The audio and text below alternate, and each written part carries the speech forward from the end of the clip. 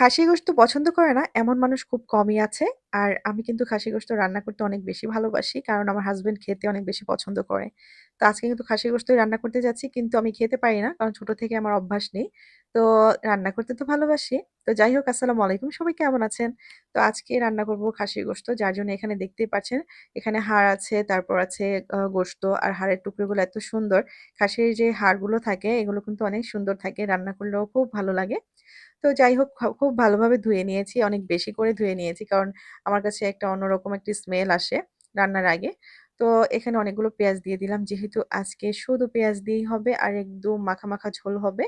তো বেশি একটা মানে ঝোল, ঝোল করব না। একদম মাখা, মাখা যার জন্য পেঁয়াজটা একটু বেশি দিয়ে দিলাম। সেই সাথে ভাজা হয়ে যাওয়ার পর আবার একটু আদা রসুন দিয়েছি। দিয়েছি হলুদ, মরিচের গুঁড়াটা একটু বেশি করে দিচ্ছি যেন ঝাল, ঝাল হয়। সেই সাথে দিচ্ছি ধনিয়ার গুঁড়ো, জিরের গুঁড়ো আর এখানে একটা স্পেশাল মসলা যার জন্যে খাসিতে যে একটা এক্সট্রা গন্ধ থাকে সেটা কিন্তু আসবে না। সেটা হচ্ছে জয়ফল আর জয়ত্রীর যে একটু গুঁড়ো সেটা করে নিয়েছি আর সেখান থেকে সামান্য একটু দিয়েছি। তো দিয়ে তারপর কিন্তু এই যে মসলাটাকে আমি এখন তেলে খুব ভালোভাবে কষিয়ে নিব। কারণ গোশত রান্নার ক্ষেত্রে যখন আপনি রান্না করবেন তখন কিন্তু এই পর্যায়ে একটু ভালোভাবে তেলের সাথে মসলাটাকে কষিয়ে নেবেন। দেখবেন সেই রান্নাটা কতটা বেশি সুন্দর হয়। তো এখানে দিয়ে দিলাম এই যে খাসির গোশতগুলো। এখানে কিন্তু খাসির কলিজা আছে, গুর্দা আছে মানে সবকিছু মিলিয়ে এই গোশতটা এখানে সবকিছু মিলিয়ে যখন থাকে আর সেটা রান্না করলে কিন্তু অনেক বেশি ভালো লাগে। তো এই যে নাড়াচাড়া দিয়ে একদম ভালোভাবে মিশিয়ে দিচ্ছি। আর যখন আমরা মাখানো গোশতটা রান্না করি তখন কিন্তু হাতে খুব ভালোভাবে মাখিয়ে নিতে হয়। যাই হোক এই পর্যায়ে খুব ভালোভাবে আপনি মসলাটাকে গোশতের সাথে একদম নাড়াচাড়া করে মিশিয়ে নেবেন। আর এই যে বলক চলে এসেছে দেখতেই পাচ্ছেন। তো মাঝখানে এই অবস্থায় আমি আরেকটু নেড়ে দিচ্ছি। আর এখানে আমি কোনো এক্সট্রা পানি ব্যবহার করব না। কারণ এই গোশত থেকে যে পানিটা ছাড়বে সেটা দিয়েই আমি এখন কিন্তু একদম ভালোভাবে কষিয়ে নেব। আর চুলোর জালটাকে একদম কমিয়ে দিয়েছি।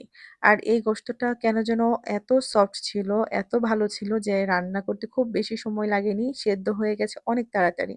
তো এই চুলোর জালটাকে একদম কমিয়ে দিয়ে তারপর কিন্তু এই যে আমি কষিয়ে, কষিয়ে তারপরে এই গোশতটা রান্না করছি। যে গোশতটা আপনি কষিয়ে, কষিয়ে রান্না করবেন সেটা কিন্তু অনেক বেশি ভালো লাগে। তো এই পর্যায়ে ভালোভাবে দাঁড়িয়ে থেকে একটু কষিয়ে নিলাম। তারপর আমি গরম পানি দিয়েছি। আর গোশতের ক্ষেত্রে সবসময় আপনি রান্নার ক্ষেত্রে যেকোনো সময় পানি ব্যবহার করেন না কেন সেটা যেন গরম পানি হয়। ঠান্ডা পানি একদম ব্যবহার করবেন না। সেই গোশতটা খেতেও ভালো লাগবে না, রান্নাটাও সুন্দর হবে না।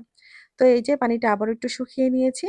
আর এখন কিন্তু একদম মাখা, মাখা ঝোল যে নামিয়ে নেওয়ার পর কিন্তু আরো টান, টান হয়ে যায়। তো এই যে দেখতে পাচ্ছেন একেকটা পিস মাশাআল্লাহ কত সুন্দর লাগছে। যাই হোক রান্নাটা কমপ্লিট।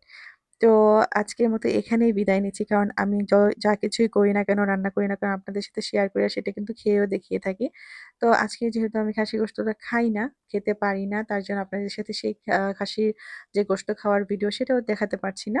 তো যাই হোক রান্নাটা আমি একদম কমপ্লিট করে নিয়েছি।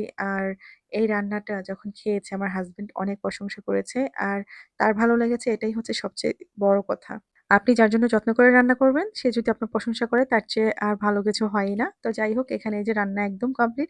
আর আমি ছোটখাটো সবকিছু শেয়ার করি, আজকেরটাও শেয়ার করলাম। কেমন লাগলো সেটা অবশ্যই জানাতে ভুলবেন না। তো সবাই ভালো থাকবেন।